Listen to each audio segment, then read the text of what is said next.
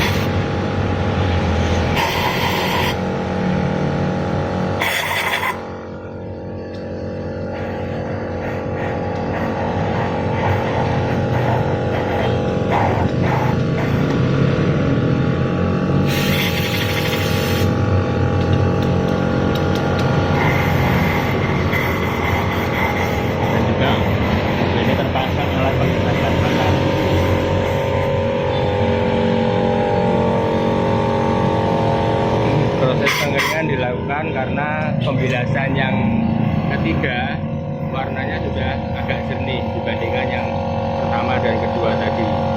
Yang pertama agak hitam, kemudian hitamnya berkurang, sekarang sudah mulai jernih agak coklat. Ya, sekarang kita lakukan proses pembilasan dengan kompresor agar posisi mesin kembali kering.